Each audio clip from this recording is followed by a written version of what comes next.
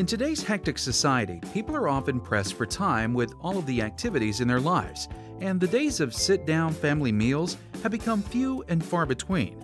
Washington-based DreamDinners saw this trend as an opportunity. Well, DreamDinners really started out of trying to help our girlfriends. We wanted to have a girls' night out, help our girlfriends get dinner on the table at home, make it easy for them. So we started cooking once a month on a Saturday. I said, I know what holds well and freezes well, and I have a culinary background. Why don't you just come to my house on Saturday and we'll assemble some dinners and throw them in the freezer.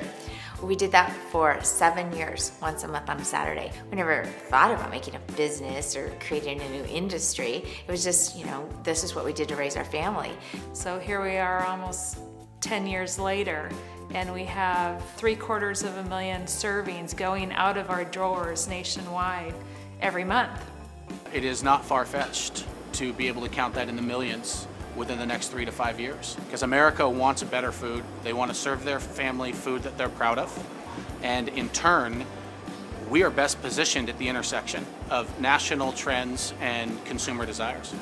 These days, simply developing a strong product doesn't necessarily guarantee sales.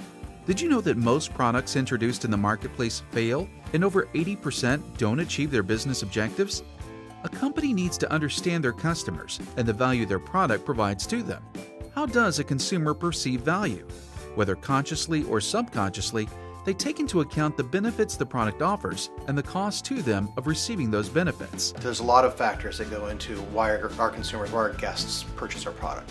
Value is definitely one of them. You don't have to do the grocery shopping with DreamDinners. You don't have to do the prep work. You don't have to do the cleanup. We've done that for you at our store. You pick your menu item that you want to make. We have everything there, pre-chopped, pre-diced. All you have to do is assemble it. Today, companies are listening to their customers more than ever before in order to adapt their product lines to the ever-changing market landscape that often focuses around consumer lifestyle. Our core demographic at DreamDinners is the mother of school-aged children. They have many activities they're involved in, which is good. You want kids involved in lots of activities. Mom has to take them or dad has to take them. So dinner time is often the compromise. You will spend probably about an hour to an hour and a half at our store assembling 12 dinners. But those 12 dinners are going to last you the entire month. The time that it saves you at home is about an hour a night per dinner. The home time savings is amazing. So let's look at product development in all of its elements. First of all, it's far more than developing and introducing something new. There is a promotional element where marketers are charged with creating awareness or buzz about an offering. Marketing for us has really been social media. We've tried commercials on TV, we've tried radios, spots for our stores. The big thing for us is really word of mouth. It's that whole social media about friends telling friends of, hey, this is a great product, you got to try it. Our model really relies on the consumer that's in the store, falling in love with the solution, and then telling her friends. Another very important piece is properly pricing the product or service. In today's economy, consumers evaluate pricing levels even more closely than in the past. Our dinner prices do fluctuate depending on what you order. If you order a steak or seafood dish, it's going to be more expensive. But what we've been able to do with the buying power of 700,000 servings a month is go out and negotiate contracts with Tyson's, Buckhead Beefs, Neptune Seafoods, so that the center of the plate, the protein, which is the most expensive thing in our dinner, that we know what that price is going to be 8 months out, so we can always keep an even number for that total dollar end. Everything that a consumer evaluates when making a purchasing decision is called a total product offering. The components that make up the total product offering are known as augmented products. Some different types of augmented products are a brand name, a company's service reputation, its speed of delivery, the product pricing, packaging, the store surroundings, the reputation of the producer, internet accessibility to purchase it, and the buyer's past experience with the product and the company. So the tangible thing that DreamDinners offers is that social time. It's getting a chore done, but coming away feeling really good that you made these dinners and I got to catch up with my mom. Well, the intangibles is time. We offer a lot of time. You come into the stores and in a matter of an hour, you assemble a lot of dinners, about 12 dinners in the course of an hour. You don't clean up, you don't have the mess, you're not cutting and doing all the preparation. That's an intangible that people don't have to do at home when they're making dinners. They pull it out of the oven at home and they cook it and it's ready to go. They're saving a lot of time. A brand essentially is a product or service's name, logo, or iconic symbol that separates or distinguishes itself from its competition. Often, consumers view brand images as an affirmation of quality. Widely recognized brand images help shoppers more easily find the product in stores, and certain brands carry with them prestige. The DreamDinners brand is very important to our business. We are about families, and we are about giving back to the community. Food is personal, and so that personal touch is critical. We call it nurturing the nurturers. You know, our owners are there to nurture their guests because the guests are going to take home food so they can nurture their families.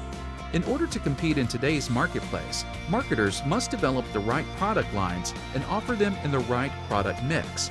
Plus, they also have to be skilled at creating differences that appeal to different types of consumers. This is known as product differentiation. We're the inventor of the meal assembly concept. And after probably about a year of being in business, we saw a lot of competitors pop up across the nation, and at one point there was over 2,000 competitors.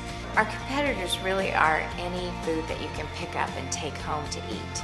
You know, whether that be in the grocery store, you know, heat up and serve, curbside to go, drive-through restaurants, delivery pizza, you know, all things that are expensive and not good for you. So the differentiator between Dream Dinners and our competitors is that you assemble it yourself. If you like garlic, you add lots of garlic. If you don't like garlic, you leave it out. This is the truly only place where you can go and assemble your dinner to take home and cook. There are 6 major steps in bringing an idea or concept to the marketplace, which is known as the new product development process. Employees often provide suggestions and generate ideas for new products. Product screening determines the likelihood of a product's fit and marketability. Product analysis produces sales forecasts and cost estimates, while development and testing occurs if the product idea survives the earlier steps of the process. One type of analysis is the concept testing of a product idea with consumers to gauge their reaction.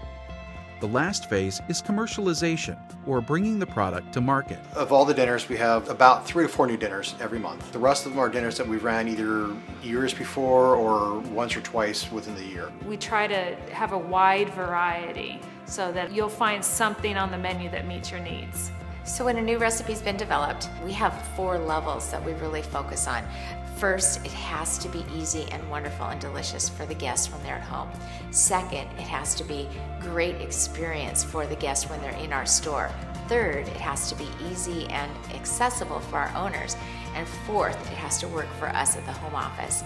And anytime you get that order out of order, then the customer loses and then you lose business. The final stage of the total product offering is competitive pricing. Typically, companies use one of 3 approaches to their pricing strategy. Cost-based, measuring production costs, including labor, overhead, and materials, with an anticipated profit margin and then determining a price.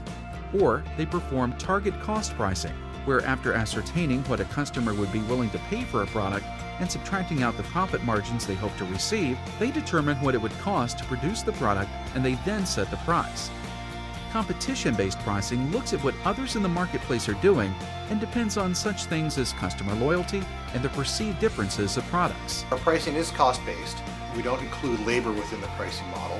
It's cost plus margin, and then we adjust it to hit certain price points, knowing that each month we want to have a couple of entrees under $19, and we're always sensitive about having too many entrees too high priced on our menus.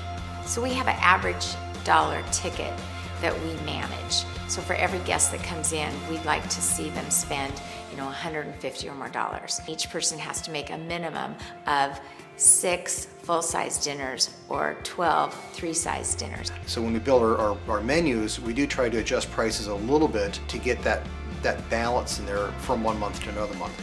As you can see, developing total product offerings and deciding on marketing and pricing strategies is a very involved process, but for companies like Dream Dinners, it can be both financially and socially rewarding. Do you have an idea of a product or service that you would want to bring to market? If so, what would your total product offering be? Our goal is that we just want to feed a nation.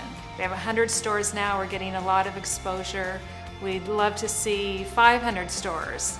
That just means that more families are eating dinner around the dinner table, and that's really what our goal was. That's why we started Dream Dinners, so that a busy mom could leave Dream Dinners with dinners for that whole month for her family and feel good about herself.